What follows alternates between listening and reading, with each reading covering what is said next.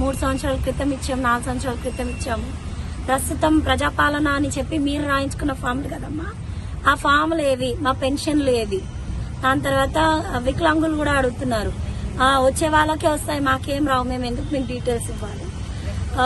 దాని తర్వాత సార్ ప్రజాపాలన కింద 6 గ్యారంటీస్ అన్నారు. ఆడవాళ్ళు ప్రతి ఒక్క ఆడ మనిషి అడిగేది ఒకటే, 2500 ఇస్తానన్నారు. మా డీటెయిల్స్ అడిగారు. 2 రోజులు 3 రోజులు లైన్లో నిలబడి మేము డీటెయిల్స్ సబ్మిట్ చేసినప్పుడు అవి మాకు ఇవ్వలేదు. మేము ఈ సర్వేకి మీకు ఎందుకు సపోర్ట్ చేయాలి, మాకేం అవసరం, మాకు గవర్నమెంట్ ఏమి ఇవ్వనప్పుడు మేము గవర్నమెంట్కి సపోర్ట్ చేయము. మాకు ఏదైనా స్కీమ్ ప్రొవైడ్ చేశారు అంటే అప్పుడు మేము సహకరిస్తాం కదా ఆనందంగా. ఇప్పుడు మాకేం రాలేదు. అప్పుడు 2 రోజులు టార్చర్ పెట్టారు మాకు, ఇది వస్తుంది అది వస్తుంది అని దునియా చెప్తారు కానీ ఏది రాదు. సో మాకు ఏది రానప్పుడు మేము మీకు సపోర్ట్ చెయ్యమమ్మా, మీరేమనుకోకండి, మీరు వెళ్ళిపోండి.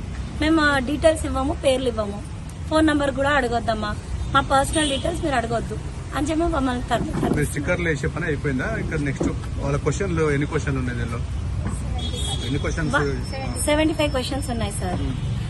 బట్ నాకు ఈ స్టిక్కరింగ్ దగ్గరనే అనుభవం అయింది ఏంటంటే, ప్రాపర్టీ డీటెయిల్స్ అయితే ఎవరు ప్రొవైడ్ చేయరు సార్. ఫ్యామిలీ డీటెయిల్స్ ఇస్తారు, విద్య ఎడ్యుకేషన్ ఇస్తారు, కానీ మనకి ప్రాపర్టీ డీటెయిల్స్ కానీ కాస్ట్ డీటెయిల్స్ కానీ సహజంగా ఇవ్వరు సార్. వాళ్ళు దానికి యాక్చువల్లీ రెడీగానే లేరు. మా ఆస్తి మా అప్పు మీరు అడగొద్దమ్మా, ఎందుకు అడుగుతారు, మీకు ఏం హక్కు, అసలు మీకు ఆ అథారిటీ ఎవరిచ్చారు, అథారిటీ ఇచ్చిన వాళ్ళని తీసుకుని రండి అని రివర్స్ గా మాట్లాడుతున్నారు.